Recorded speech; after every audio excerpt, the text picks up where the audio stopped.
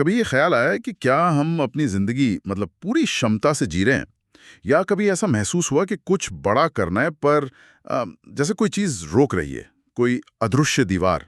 आज हम ना बिजू जयराज की किताब conquer your world 10 steps to a better you में जरा गहराई से उतरेंगे। ये सिर्फ किताब नहीं है, बल्कि मैं कहूँगा एक तरह का रोड मैप है। 10 कदम है इसमें, बेहतर बनने के लिए, बेहतर सोचने के लिए, और हाँ, अपनी असली ताकत को पहचानने के लिए।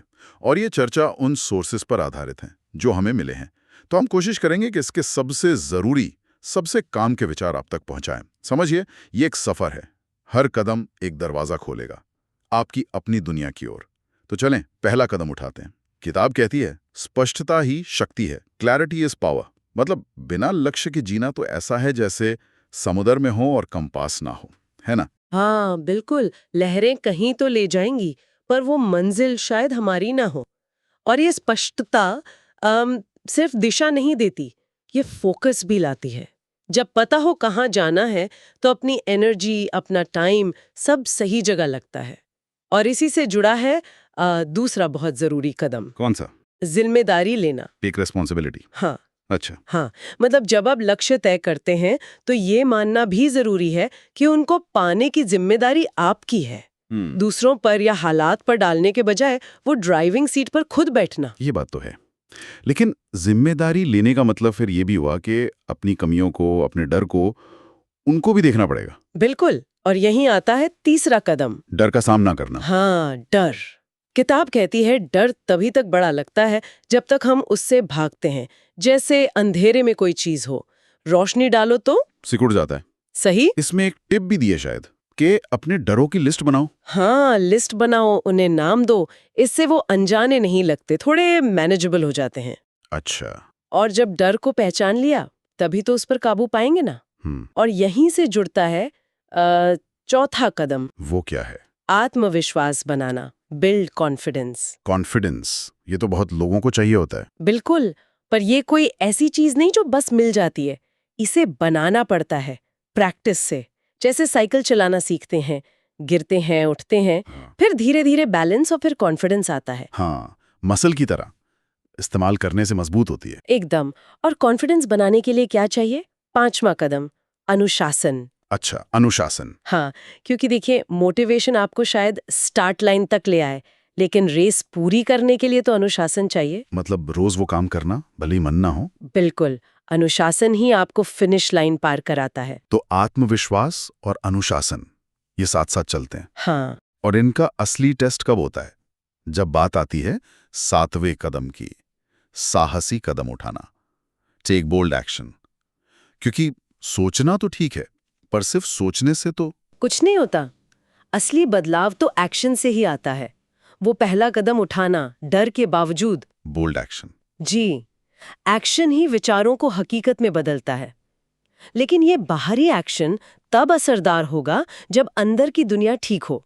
और यहीं आता है छठा कदम। अंदर की दुनिया मतलब? अपने दिमाग को ट्रेन करना, कंट्रोल योर माइंड। हमारे विचार, हमारा नजरिया, यही तो हमारी रियलिटी बनाते हैं।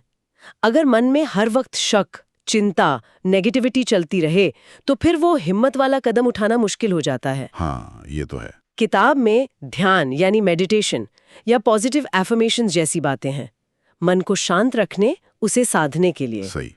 तो अंदरूनी काम हो गया, दिमागी ट्रेनिंग।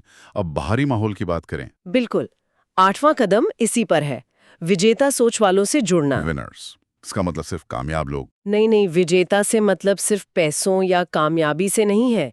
मतलब ऐसे लोग जिनकी सोच पॉजिटिव हो, जो आपको आगे बढ़ने के लिए प्रेरित करें, जो आपकी एनर्जी को नीचे ना खींचें। हाँ, वो कहावत है ना, आप उन 5 लोगों का औसत होते हैं जिनके साथ सबसे ज्यादा वक्त बिताते हैं। वही बात है, संगत का असर बहुत गहरा होता है। और इसी पॉजिटिव माहौल को और मजबूत करने के लिए है 9वां कदम। जी, आभार जताना, प्रैक्टिस ग्रेटिट्यूड। शुक्रगुजार होना। हाँ, जो हमारे पास है, चाहे छोटा ही क्यों ना लगे, उसके लिए थैंकफुल होना। ये एक बहुत पावरफुल मेंटल शिफ्ट है। ये हमें कमी की सोच से निकालकर प्रचुरता की सोच की तरफ ले जाता है। याद दिलाता है कि हमारे पास शुरू करने के लिए पहले से ही बहुत कुछ है। बिल्कुल। और इन सब कदमों को, इन सारी बातों को एक साथ बांधकर कौन रखता है? 10वां और शायद सबसे जरूरी सिद्धांत, कभी हार मत मानो। Never give up. क्योंकि सफलता कोई सीधी लाइन तो है नहीं, उतार चढ़ाव आएंगे, मुश्किलें आएंगी, असफलताएं भी मिलेंगी। किताब में कर्नल सैंडर्स का जिक्र है, KFC वाले। हाँ, उनकी कहानी। कहते हैं उन्हें अपनी रेसिपी के लिए 1000 से ज्यादा बार ना सुनना पड़ा था। सोचिए, 1000 बार। अगर वो 100वीं या 500वीं बार रुक जाते तो आज KFC नहीं होता। ये जज्बा ही फर्क डालता है, टिके रहना। तो ये 10 कदम स्पष्टता से शुरू करके फिर जिम्मेवारी, डर पर जीत, आत्मविश्वास, अनुशासन, एक्शन लेना, मन को साधना, सही लोगों का साथ, आभार और आखिर में कभी हार न मानना। ये पूरी एक ट्रांसफॉर्मेशन की यात्रा है। हाँ, संक्षेप में कहें तो ये किताब सिर्फ गोल अचीव करने की बात नहीं करती। ये तो खुद का एक बेहतर वर्जन बनने का प्रोसेस है, एक अंदरूनी बदलाव जो फिर बाहर की दुनिया में दिखता है। और सबसे ज़रूरी बात यह है कि ये बदलाव रातों रात नहीं होता। ये मैराथन है, स्प्रिंट नहीं। हर दिन उठाया गया एक छोटा सा कदम भी बहुत मायने रखता है। बस शुरुआत करना ज़रूरी है। बिल्कुल। तो सार यही है, अपने लक्ष्य साफ करें, जिम्मेदारी लें, डर से दोस्ती करें, कॉन्फिडेंस और अनुशासन बनाएं, हिम्मत दिखाएं, मन को ट्रेन करें, अच्छे लोगों के साथ रहें, शुक्रगुजार हों और बस लगे रहें। हार ना मानें, क्योंकि अपनी दुनिया जीती जा सकती है। और जाते जाते सुनने वालों के लिए एक सवाल छोड़ जाते हैं।